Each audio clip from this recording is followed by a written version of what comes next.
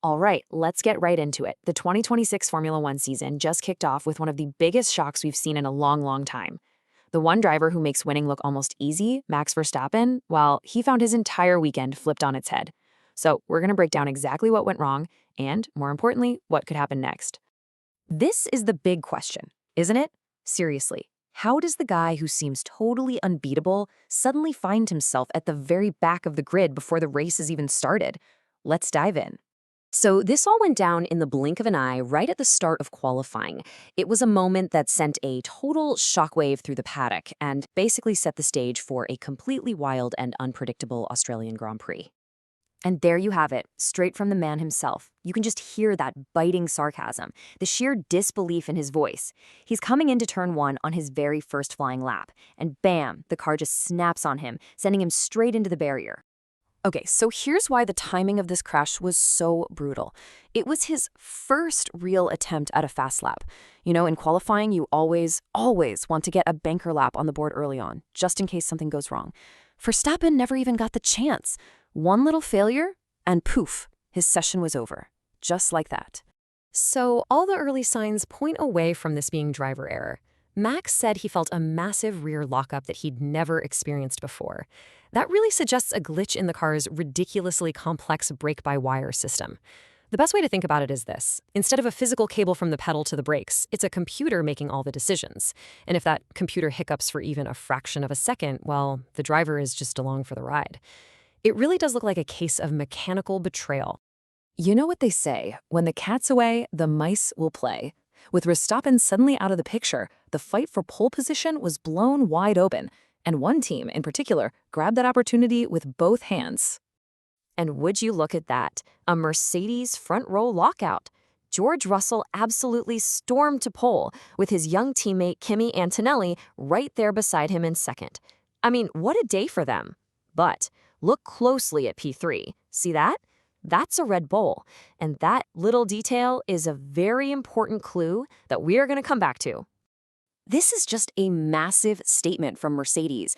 I mean, to lock out the front row at the very first race of a new rules era, that is huge. It shows they absolutely hit the ground running. But while they were celebrating, the real story of this Grand Prix was just starting to take shape, about 20 places further back on the grid. So the champ is stuck at the back. Game over, right? Oh, not even close. Let's look at the blueprint for what could be one of the most epic comeback drives we've seen. Hey, remember that clue from the qualifying results? Here's the payoff. Isaac Hadjar, in the other Red Bull, parked his car in third place. This is, without a doubt, the single most important piece of evidence pointing to a Verstappen comeback. It proves the crash wasn't because the car was slow, it was a one-off failure. The weapon is still incredibly sharp. Now, to understand how he can actually use that fast car, we gotta talk about DRS. On certain parts of the track, drivers can open a flap on their rear wing, which just slashes through the air resistance and gives them this huge boost of speed. It is the main tool for overtaking in modern Formula One. And Albert Park in Melbourne? Well, it's pretty much the perfect playground for a comeback. Since they redesigned it, it's become a much faster track. And crucially, it has four. Not one, not two, but four separate DRS zones. That is a massive, massive advantage for a fast car trying to slice its way through the pack. On top of the track design itself, you've got the chaos factor. Melbourne is famous for it. The walls are close, the braking zones are super tricky, and everyone's feeling aggressive. That means safety cars are almost a guarantee. And what does a safety car do? It bunches the entire field back up, erasing any lead the frontrunners have built. For a guy like Verstappen starting at the back, a safety car is basically a golden ticket.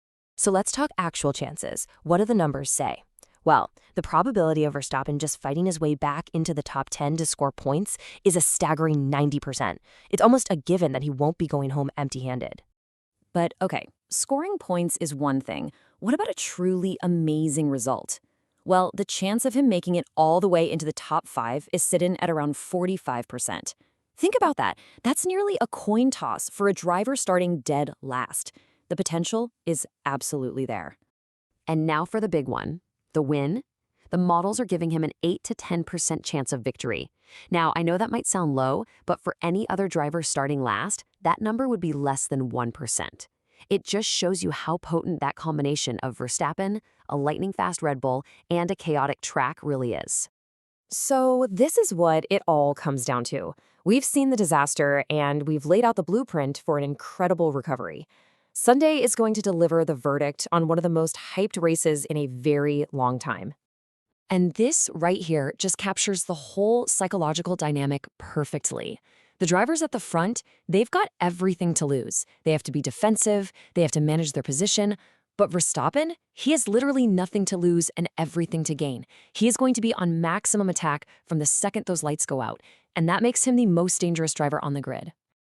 So there you have it. An absolute nightmare in qualifying has, weirdly enough, created the most exciting story of the entire weekend. Every single move he makes is going to be under the microscope. So, is this